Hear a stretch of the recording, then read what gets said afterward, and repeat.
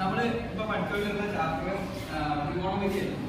ത്രികോണമിതിയിൽ കഴിഞ്ഞ ക്ലാസ്സിൽ നമ്മൾ പുതിയൊരു കോണളവായിട്ടുള്ള ടാൻ കുറിച്ചാണ്, ടാൻ എന്ന് പറയുന്ന കോണളയെ കുറിച്ചാണ് പഠിച്ചുകൊണ്ടിരുന്നത്.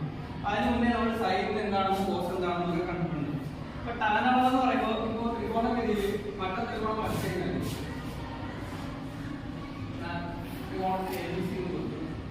പിന്നെ കോണ് A എന്ന് പറയുന്നത് ഈ എക്സിന്റെ അല്ലെങ്കിൽ ടാൻ എക്സിന്റെ ടാൻ അളവ് എന്ന് പറയുന്നത് ടാൻ എക്സ് എന്ന് പറയുന്നത് എന്തായാലും നമ്മൾ കഴിഞ്ഞ ക്ലാസ്സിൽ കണ്ടത് എതിർവശം ബൈ സമീപവശം. അതായത് ഇവിടെ എതിർവശം എന്ന് പറയുന്നത് എക്സ് എന്ന് പറയുന്ന കോണിന്റെ എതിർവശമായിട്ടുള്ള BC ബൈ സമീപവശമായിട്ടുള്ള AB.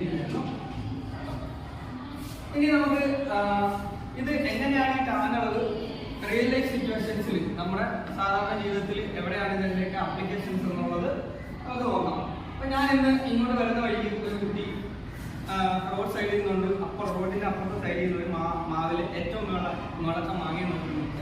അതിനകത്ത് ആ മാങ്ങ മാത്രമേ ബാക്കിയുള്ളൂ. അപ്പം അവൻ നോക്കിക്കൊണ്ട് നിൽക്കുന്ന ഞാൻ ചോദിച്ചു എന്താ നോക്കിക്കൊണ്ട് നിൽക്കുന്നത് ചോദിച്ചപ്പോൾ എൻ്റെ അടുത്ത് പറഞ്ഞു ഈ മാവിൻ്റെ അകത്ത് വലിഞ്ഞു കയറി കഴിഞ്ഞാൽ ഏറ്റവും മുകളിൽ ആ മാങ്ങ കിട്ടാൻ വേണ്ടിയിട്ട് എനിക്ക് എത്ര ദൂരത്തിൽ അല്ലെങ്കിൽ എത്ര നീളത്തിൽ ആ മാവിന്റെ നീളമാണ് ഉദ്ദേശിച്ചത്, എത്ര നീളം വലിഞ്ഞു കയറണമെന്ന്. അപ്പൊ ഞാൻ ആ റോഡിന്റെ വീതി ഏകദേശം എനിക്ക് അറിയാമായിരുന്നു. പിന്നെ ആ നോക്കുന്ന നോട്ടത്തിന്റെ ഏകദേശ കോണളവ് വെച്ചിട്ട് എന്ത് ചെയ്തു, ഞാനൊരു അപ്രോക്സിമേറ്റ് ആയിട്ടുള്ള വാല്യൂ പറഞ്ഞു കൊടുത്തു, അതായത് മാവിന്റെ നീളം. അപ്പൊ അതെനിക്ക് എങ്ങനെയായിരിക്കും പറഞ്ഞു കൊടുക്കാൻ പറ്റിയത്? അതാണ് അവിടെയാണ് നമ്മൾ എന്ത് ത്രികോണമിതിയുടെ അപ്ലിക്കേഷൻ വരുന്നത്. അപ്പൊ ഇത് ആ വിധി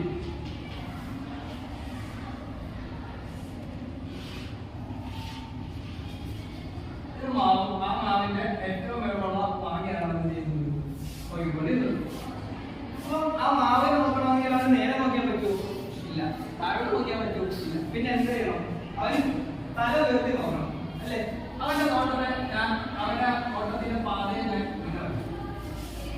അതിനെ എന്തെന്ന് പറയാം, ഉയർത്തിയ നോട്ടം. ഇനി ഇവിടെ ഒരു കോണുണ്ടാവും.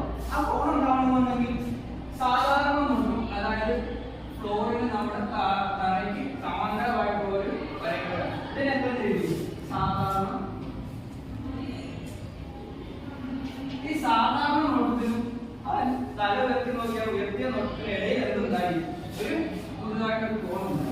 അതിനിടയിൽ, അതായത് സാധാരണ നോട്ടത്തിനും ഉയർത്തിയ നോട്ടത്തിനും ഇടയിൽ എന്തായി? പുതിയൊരു കോണുണ്ടായി. ആ കോണിനാണ് എന്തെന്ന് പറയുന്നത്? മേൽകോൺ അല്ലെങ്കിൽ angle of elevation point. ഇനി ഒരു ലൈറ്റ് ഹൗസിന്റെ മേളിൽ നിന്നുകൊണ്ട് കടലിലൂടെ പോകുന്ന ഒരു ബോട്ടിനെ നോക്കാം. എന്ത് ലൈറ്റ് ഹൗസിന്റെ മേളിൽ നിന്ന് കടലിലൂടെ പോകുന്ന ഒരു ബോട്ടിനെ വ്യക്തി നോക്കുക. അപ്പൊ അവൻ നോക്കണമെന്നുണ്ടെങ്കിൽ നേരെ നോക്കിക്കഴിഞ്ഞാൽ കപ്പലിനെ കാണാൻ പറ്റൂ, താഴോട്ട് നോക്കിയാലേ എന്ത് ചെയ്യാൻ പറ്റൂ, കാണാൻ പറ്റും. അപ്പൊ അവന്റെ നോട്ടത്തിന്റെ നേരെ ഞാൻ ഇതിനെ താഴ്ത്തിയ നോട്ടം,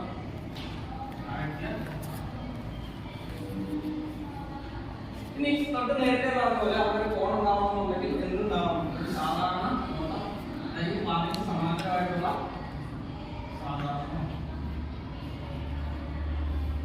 ഇവിടെ സാധാരണ നോട്ടത്തിനും താഴ്ത്തിയ നോട്ടത്തിനും ഇടയിൽ എന്തുണ്ടായി?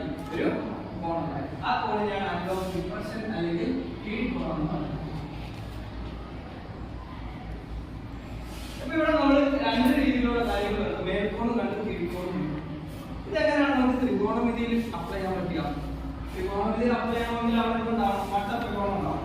അപ്പൊ ഇത് ഈ കുട്ടിയുടെ നീളത്തെ ഞാൻ AB എന്ന്, മരത്തിന്റെ നീളത്തെ CD എന്ന്. ഇത് നമ്മുടെ കുട്ടിയുടെ സാധാരണ നോട്ടം. ഇത് മേൽക്കോട്ടുള്ള നോട്ടം. ഈ സാധാരണ നോട്ടത്തിനും മേലോട്ടുള്ള നോട്ടത്തിനും ഇടയിൽ നിന്നുണ്ടായി നമ്മൾ നേരത്തെ പറഞ്ഞ ഈ മേൽക്കോട് X ഡിഗ്രിയാണ്.